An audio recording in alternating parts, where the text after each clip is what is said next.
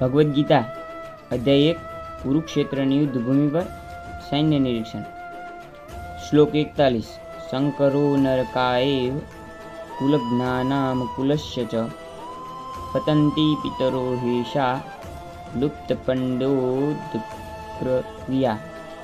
અનુવાદ: અવાંછિત પ્રજાની વૃદ્ધિ થવાથી પરિવાર માટે તથા પારિવારિક પરંપરાઓને નષ્ટ કરનારા એમ બંને માટે નિસંદેશ નરકાઈ જીવન ઉત્પન્ન થાય છે.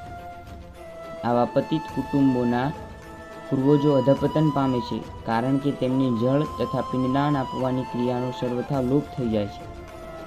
ભાવાર્થ: સકામ કર્મના વિધિ વિધાનો પ્રમાણે કુળના પિતૃઓને નિયતકાલીન જળ તથા પિંડદાન કરવું જરૂરી છે.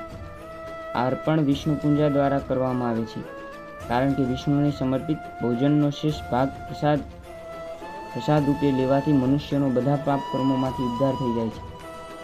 કેટલીક વખત પૂર્વજો વિવિધ પ્રકારના પાપ કર્મોથી ગ્રસ્ત થઈને દુઃખ સહન કરી રહેલા હોય છે, અને કેટલીક વખત તેમના કેટલાકને મૂળ ભૌતિક શરીર પ્રાપ્ત ન થવાથી પ્રેત તરીકે સૂક્ષ્મ શરીરમાં રહેવાની ફરજ પડે છે.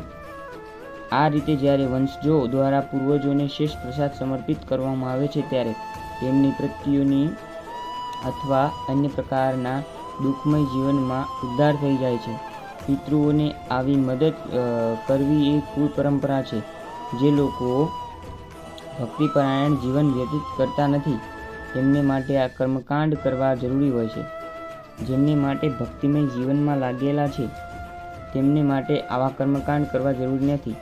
કેવળ ભક્તિમય સેવા અપનાવવાથી જ મનુષ્ય સેંકડો હજારો પિતૃઓનો આવા સર્વ પ્રકારના દુઃખોમાંથી ઉદ્ધાર કરી શકે છે.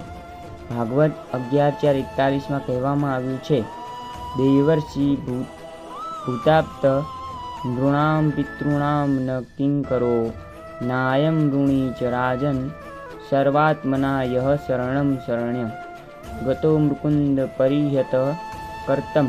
જે મનુષ્ય અન્ય બધા જ કર્તવ્યોનો ત્યાગ કરીને મુક્તિદાતા મુકુંદના ચરણ કમળનો આશ્રય લે છે, તે ગંભીરતાપૂર્વક આ માર્ગ ગ્રહણ કરે છે.